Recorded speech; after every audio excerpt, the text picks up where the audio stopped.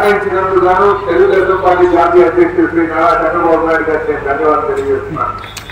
అదే ఈ సీటు గత 15 సంవత్సరాలుగా నేను ఈ ప్రాంతంలో మమేకమై ఉంది. ఇక్కడ సమస్య మీద నాకు అవగాహన ఉంది.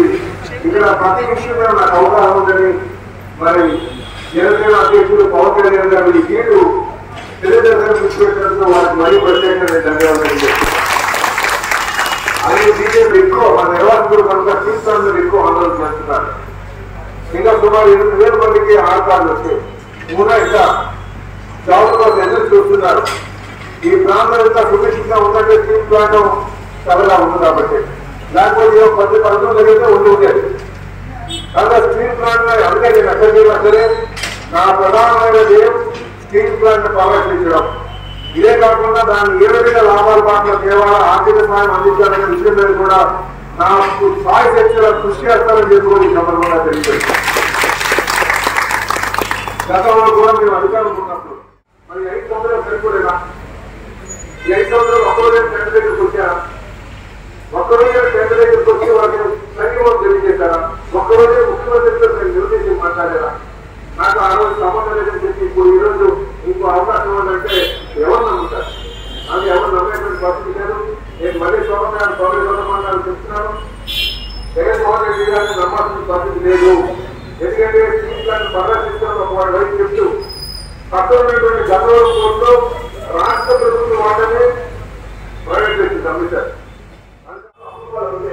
మళ్ళీ ఆ ఇద్దరు రాష్ట్రంలో ఒక్కసారి ప్రజలు కూడా ఆలోచన చేయాలి. అంటే ఈరోజు ఉమ్మడి అభ్యర్థులు అనుభవమైనటువంటి నాయుడు చంద్రబాబు నాయుడు గారు ప్రతి అభివృద్ధి చేసుకుంటే సంక్షేమ పథకాలు అన్నీ తీసుకోవాల్సిన అంతా ఈరోజు ఈ రాష్ట్ర భవిష్యత్తు కోసం, పిల్లల భవిష్యత్తు కోసం, మన భవిష్యత్తు కోసం మనం ఇప్పుడు వాటిని గెలుచుకోవాల్సిన అవసరం నాకేమో వచ్చేసుకోలేదు. ఎందుకంటే రాజకీయ నాయకులు ఉన్నవాళ్ళు ఎవరైనా సరే మన పిల్లలుగా చూసుకున్నదే మనం తయారు చేయగలం. అది కులాలకి మతాలకి అతీతంగా ఉన్నారు ప్రాంతాలకి.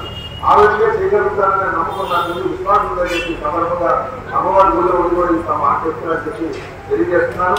అలాగే సమస్య పరిష్కారం చేస్తేనే ఆనందం. ఇంకో మాట కూడా పౌరుడు శివజీ గారు ఏదంటే మన ఊరికి ఖర్చు అవుతుంది, ఏం చేస్తే బాగుంటుంది.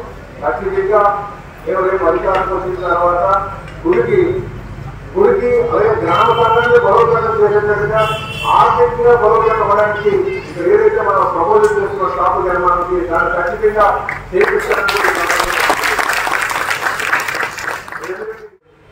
మరి దృష్టిగా అయితే కేవలం పవన్ కళ్యాణ్ గారిని తిట్టడానికి వాళ్ళకి మంత్రి పనులు ఇచ్చారేమో ఉన్నారు.